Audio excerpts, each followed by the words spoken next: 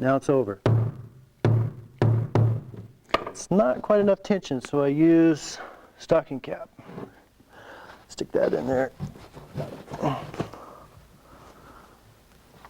Okay.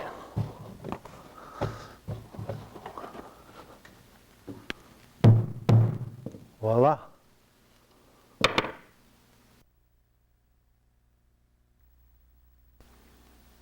Okay, now let's do the snare drum. The snare drum is the tightest tuned drum, and it is most often heard and used drum. I'll go ahead and tighten the lugs, finger tight, just like we did on the other drum. This is the drum that you hear in the songs, your favorite songs, that you do clap along to. You clap along to this drum. This is a snare drum. Okay, I've got those all finger tight. Take my mute all the way off. I back it off the head while I'm tensioning the head here. I back that off. This is a little mute.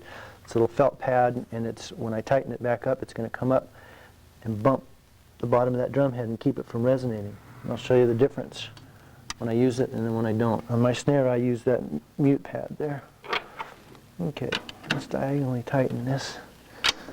Now you don't want to get lost on this drum. So let's see, I'll do these two. Now I'm going to do these two here. Okay, now I'm going to go over here and do this one. And I'm going to do these two. Okay, it's starting to tighten up a little bit. I'll take that strainer off. Okay, I want this drum a lot tighter than that.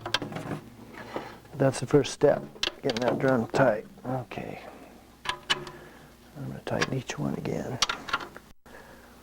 There and there, I did those, and I'm going to go to here. There, okay, we've got the drums, they're getting kind of close. They're all pretty fairly close to where I want them.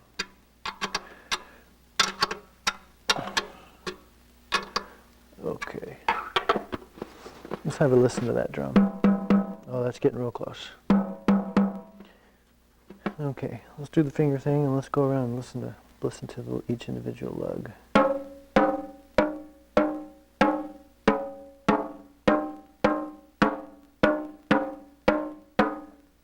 There's a low one. There's a low one. You always have to do the low one across from each other. This is a real low one right here.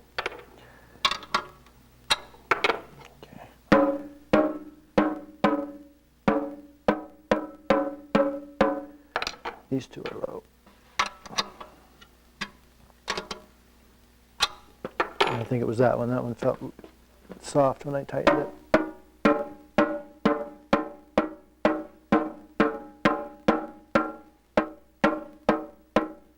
These two are tight.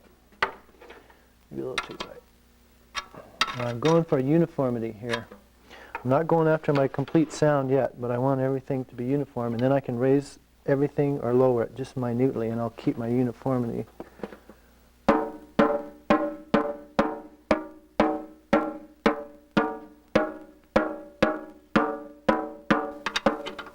It should be pretty close, yeah. I'll put a little pressure on that to take out any sudden jerks or movements. Sometimes they'll pop or settle back into place.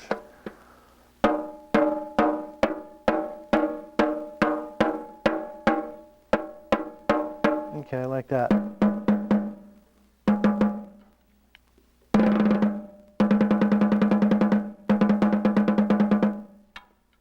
Okay, I've got a little duct tape on here because I don't like the drum to be quite so bright. Now I'm going to put the mute on. I'm going to raise it back up. There it comes. You hear it? I like a little bit of ring, but I don't like it completely blocked off. So I'm going to back it off. Knock it about like that.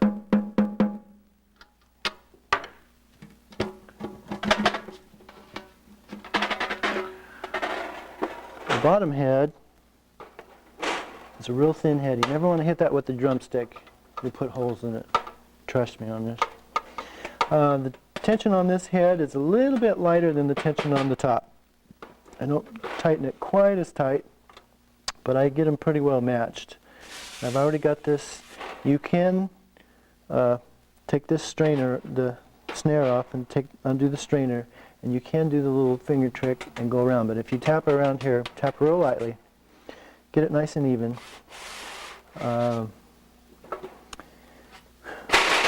If you've never taken your drum apart or looked at it, I'm sure you have. These are kind of cool. Little tiny wires. When the top head hits, it vibrates the bottom head. It makes a little snare sound. Okay. Okay. Now, strainer tension is also going to give you a sound here. Okay, right there it meets the head, and then you can watch down here, you can see. Okay, I go about so tight. Now I'll let you hear what that sounds like as I'm going up. So there's too loose. I want a real definite, crisp sound. Okay, it's starting to get there. Okay, there it is. And what this knob is a fine tuner. You can loosen it off, and you can tighten it up. This is a big gauge, and this is a smaller fine tuner. Okay. Keep my drum about like that. Now that's a nice sound.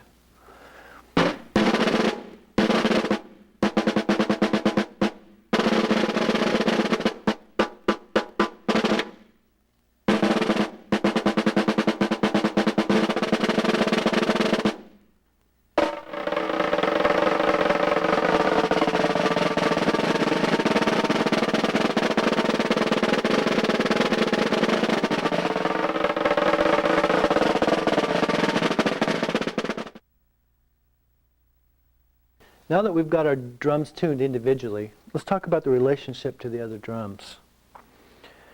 Most commonly, drummers will tune in fifths, like concert timpanis. You've heard them. Bum, bum, bum, bum. I'll go around my set and I'll show you what I like.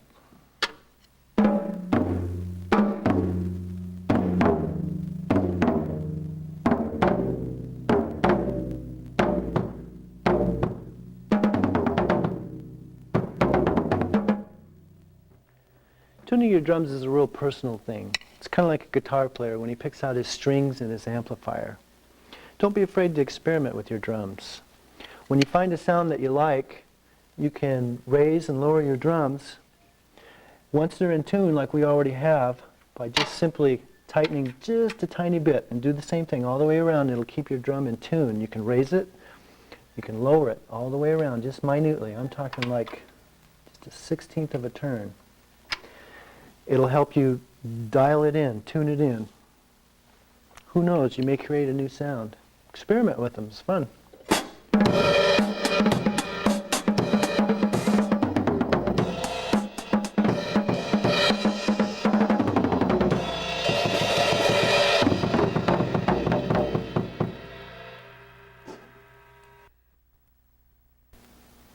This might be a good time now to talk about how to hold the drumsticks. I used a match grip. I pinch it about 2/3 the way down between my forefinger and my thumb. And there's a balance point. There's a balance weight there, and then these last 3 fingers kind of get in on the action. And I've got a good grip here, and they help. So I'll pop those fingers up. I can get snaps and stuff out of them. The other grip that you've probably seen is the parade style grip. It goes between the 2nd and 3rd finger, and there's actually a pinching going on between those 2 fingers. And then the thumb reaches over, and the thumb is acting like these 3 fingers back here. This style was developed, I'll use a matching grip and show you, for the fellows that used to play the drums on their side. See my elbow sticking way up here in the air? They got tired of doing that with the drum strapped on their side, so they developed this style so that they could bring their arm down. And it seems to have carried over into the full set of drums. And you don't need this style if you're reaching over. It's good for a tom, I've noticed that, but if I'm reaching straight out or reaching over to my hi-hat, it puts a crimp. So this is what I would recommend. that if you're going to play a parade drum, I would learn this grip. And I would play my drum on my side like this. If you're going to play a set of drums, then I would use a matched grip, and it's more balanced, it's easier to get both your hands doing the exact same thing. Here, I'll show you a roll with this matched grip.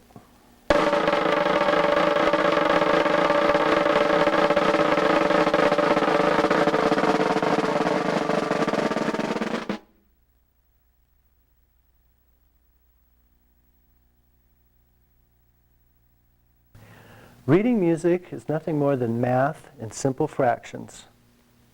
On my board here, I have 5 lines, 2 times. There's 4 spaces in between, 1, 2, 3, 4. I'll draw a bar here and a bar here. Now I've got 4 measures, 1, 2, 3, 4. At the beginning of the music are some symbols that tell you what's going on. This little symbol means this is drum music. And we'll be playing this in 4/4 time signature. Now what 4/4 means is that the quarter note, the bottom 4, receives 4 beats per measure. Here's a quarter note.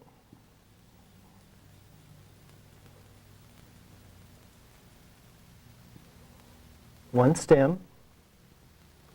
And we'll be playing these on the snare drum.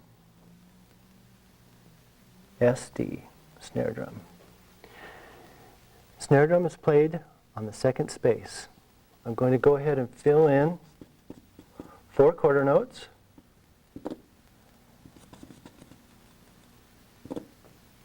Let's review briefly what we've got here so far. This board represents a sheet of music. It's broken into 4 measures. 1, 2, 3, 4. This symbol represents drum music. It's written in 4/4. The bottom 4 represents the quarter note. The quarter note receives 4 beats per measure. I've got 4 quarter notes on all measures, and then I've got them written out in 1, 2, 3, 4 to help us with our counting. Let me show you how to count and play this. Ready?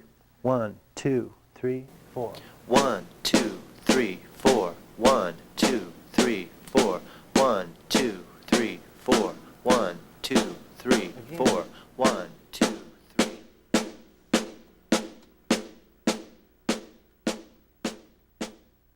2, 3, 4. 1, 2, 3, 4. 1, 2, 3, 4. 1, 2, 3, 4. Now I'd like to teach you about quarter note rest.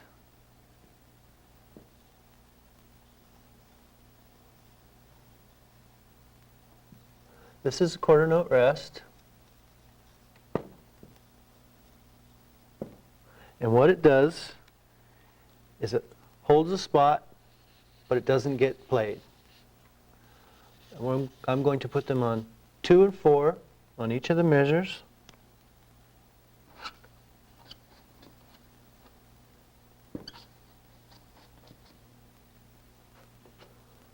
Okay, as you can see, I've replaced the quarter note with a rest on 2 and 4. Again, the rest holds a spot, but it doesn't get played. Let me show you how to count and play this. Ready? 1, 2, 3, 4.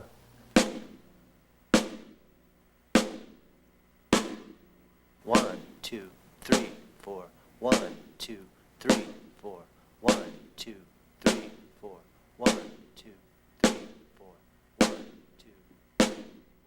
1, 2, 3, 4. 1, 2, 3, 4. Okay, what I'd like to do now is put a rest on 2 and 3, and the only quarter note beats that we'll be playing on each measure will be 1 and 4.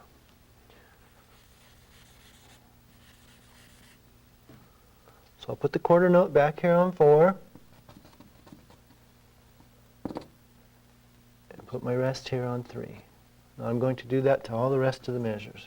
Okay, as you can see, I've got my rests on 2 and 3, and my quarter notes on 1 and 4. Let me show you how to count and play this one. Ready? 1, 2, 3, 4. 1, 2, 3, 4. 1, 2, 3, 4.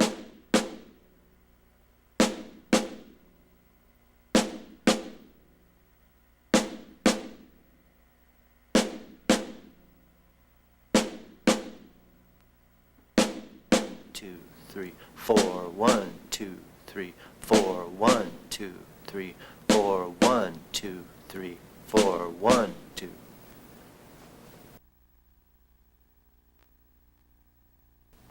Okay, let's talk about eighth notes now. This is 1/8 note. This is 2/8 notes. When they're played together, they're tied together at the top. Eighth notes have one flag. This is a quarter note, you remember. Quarter note equals 2 eighth notes. I've got a solid measure of eighth notes here. Notice that 1, 2, 3, and 4 are on the beginning of each group of eighth notes. Let me go ahead and fill in the rest of the measures, and then I'll show you how to count and play this. Okay, let's review what I've got up here. I've got eighth notes solid on each measure, and you'll notice that we have a new spot in here. It's and. It's counted like this: 1 and 2 and 3 and 4 and. Be sure you count the and in here when you do it. Okay, ready? It's counted and played like this. Ready? 1, 2, 3, 4. 1 and 2 and 3 and 4 and 1 and 2 and 3 and 4 and 1 and 2 and 3 and 4 and 1 and 2 and 3 and 4 and.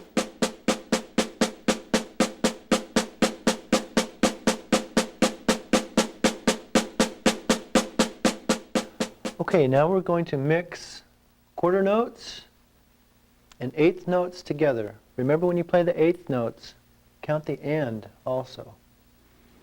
Okay, let me show you how to count and play this. 1, 2, 3, 4.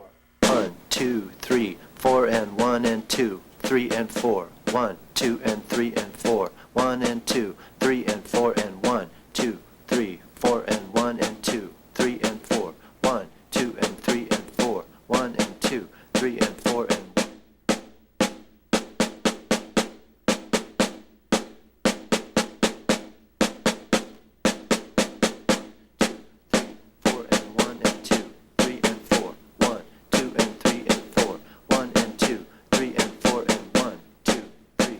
Okay, here's where it gets fun. We've got a new symbol up here. The little X represents a cymbal or a bell. We're going to call it our closed hi-hat. I've got solid eights across the top. Remember, with eights, you count the and, 1 and 2 and 3 and 4 and. And then we've got the snare drum, and it's going to be accented on 2 and 4. They always line up. Whenever you add anything to the measures, they line up. This is counted and played like this: 1 and 2 and 3 and 4 and. When you play this, keep your right hand going solidly. Don't lift it up. Don't do this. 1 and 2 and 3 and 4 and. Keep this right hand going. Okay, I'll show you how to count and play this one. Ready? 1, 2, 3, 4. 3 and 4 and 1 and 2 and 3 and 4 and 1 and 2 and 3 and 4 and 1 and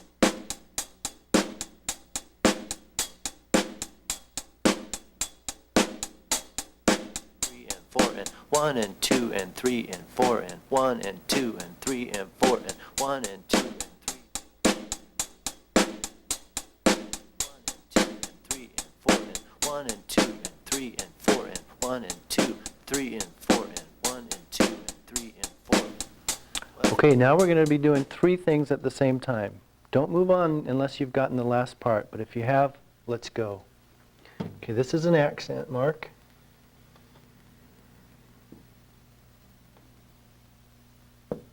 We're going to be bringing the hi-hat in, and I'm going to accent the hi-hat on 2 and 4. It'll go right along with the snare drum. Let's do it on each of the measures. Okay, this is really neat when you do bring the hi-hat in. I want you to lift your foot and close it on 2, lift it and close it on 4. You'll be able to see it on the little monitor, how I'm doing it on the set. But you get a free hiss out of it and it adds a really nice flavor to the music. Okay, let me show you how to play and count this. Ready?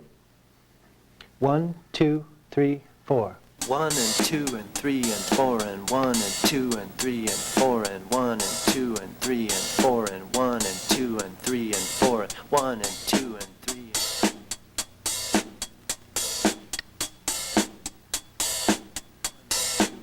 and 4 and 1 and 2 and 3 and 4 and 1 and 2 and 3 and 4 and 1 and 2.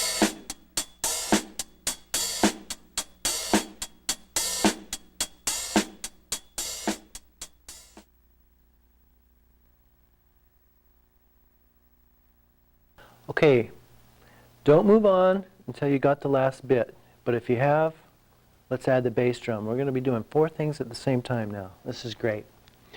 I'm going to put the bass drum, quarter notes, I'm going to put them on 1. I'm going to put it on 3. Snare on 2 and 4. Keep our hi-hat accents up there. Bass drum, by the way, is written on the bottom line. BD. Okay, let's count and play this one. 1, 2, 3, 4.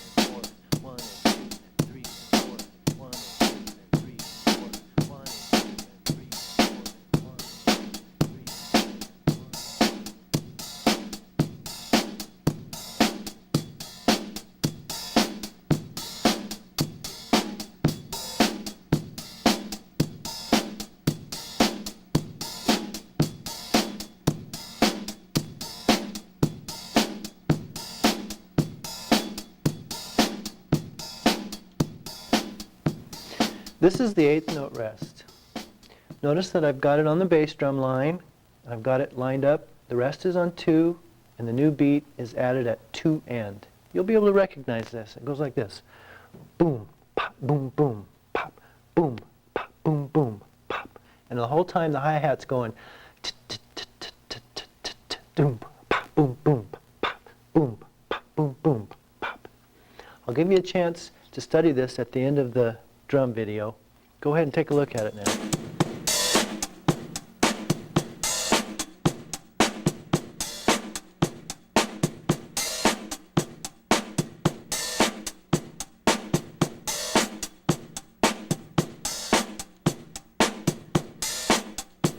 Do you recognize this?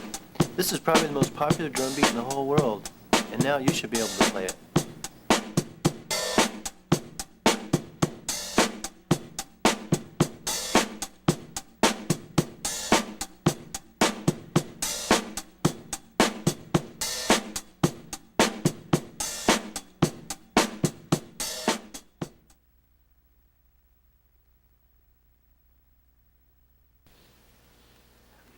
I'd like to talk to you now about fills. Fills usually last between a half a measure and a whole measure. They're usually done on the snare and the toms. They usually end in a cymbal crash, not always, but most of the time. Fills usually let you know that something's happening in the song.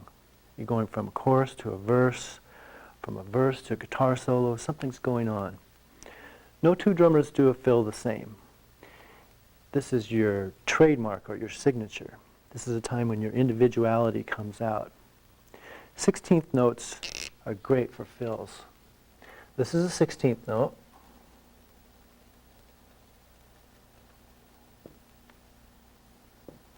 Two flags on a 16th note. We have 2 new spots now on the staff. This is for a tom-tom. And this is for a floor tom. Okay, as you can see, I filled in our 16th notes on the measure here. Notice that 1 is still in the same spot. 1, 2,